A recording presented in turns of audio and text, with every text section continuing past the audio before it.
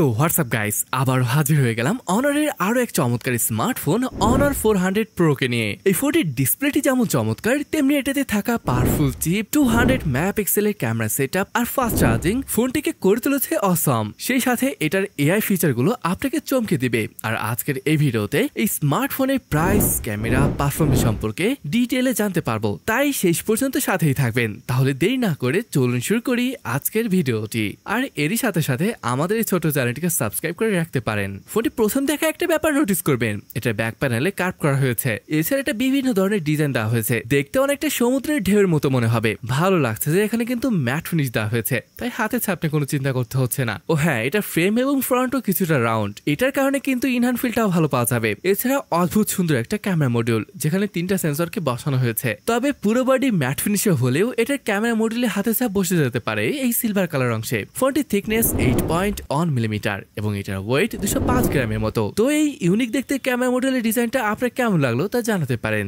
Display nibble এটার বেজেলগুলোকে একদমই পাতলা করা হয়েছে, দেখতেও বেশ ভালো লাগছে। যদিও এটা আইফোনের মতো ডাইনামিক আইল্যান্ড থাকায় ব্যাপারটা খুব ভালো লাগছে না। অবশ্য অনেকের কাছে এটা ভালোই লাগবে। তবে হ্যাঁ, এটা কিন্তু কার্ভ ডিসপ্লে, মানে খুবই অল্প করে কার্ভ করা হয়েছে। ডিসপ্লেটির সাইজ 6.7 ইঞ্চের এবং এটা অ্যামোলেড প্যানেল। 120 হার্জ এর ফাস্ট রিফ্রেশ রেট রয়েছে এখানে। আর ব্রাইটনেস 5000 নিটস, যেটা আউটডোরের জন্য পর্যাপ্ত। ডাইরেক্ট সানলাইটও ভালো ভিজিবিলিটি পাওয়া যাবে। গাইস, প্রসেসর হিসেবে এখানে থাকবে কোয়ালকম স্ন্যাপড্রাগন 8 Gen 3 চিপ, স্টোরেজ অপশন একটা 16512 GB।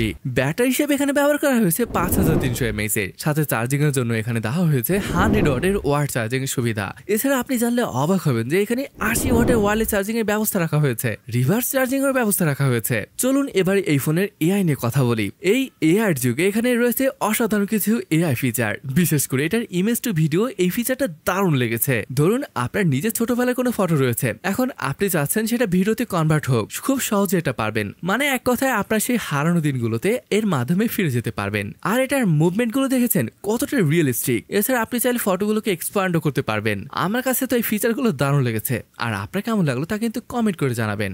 চলুন এবার এই চমৎকার ফোনের ক্যামেরা সম্পর্কে কথা বলি। এখানে ব্যবহার করা হয়েছে ট্রিপল ক্যামেরা সেটআপ, যার মেইন সেন্সর হিসেবে থাকবে 200 মেগাপিক্সেলের একটি সেন্সর, যেটা 1/1.4 ইঞ্চি টাইপের। সাথে ওয়াইএস ইআইএস দুইটাই আছে, যার মানে ভিডিও খুব স্টেবল থাকবে। বেশ ভালোভাবে অ্যাকশন শটগুলো নিতে পারবেন।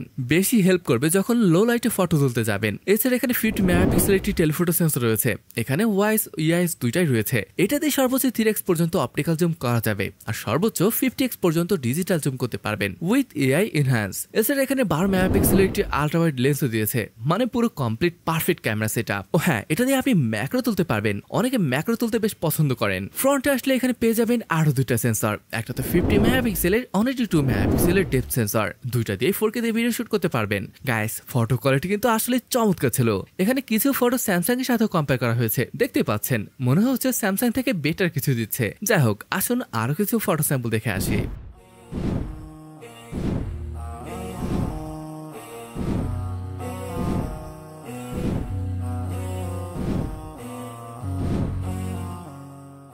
গাইস, এই ফোনটি এখনো লঞ্চ হয়নি, তাই প্রাইস কেমন কি পড়তে পারে সেটা ডিটেলে বলতে পারছি না। চেষ্টা করব এই ফোনের আরো ডিটেল ভিডিও নিয়ে হাজির হতে। তবে আপনার কাছে ফোনটি কেমন লেগেছে আর কি মনে হয় প্রাইস কেমন হতে পারে এই ফোনটির, তা কিন্তু অবশ্যই কমেন্ট করে জানাবেন। আমার কাছে কিন্তু এটার এআই ফিচারটা দুর্দান্ত লেগেছে। যাই হোক, আজকের ভিডিওটি এখানে শেষ করছি। দেখা হবে পরের কোনো অসম ভিডিওতে। ততক্ষণ পর্যন্ত ভালো থাকুন। আল্লাহ হাফেজ।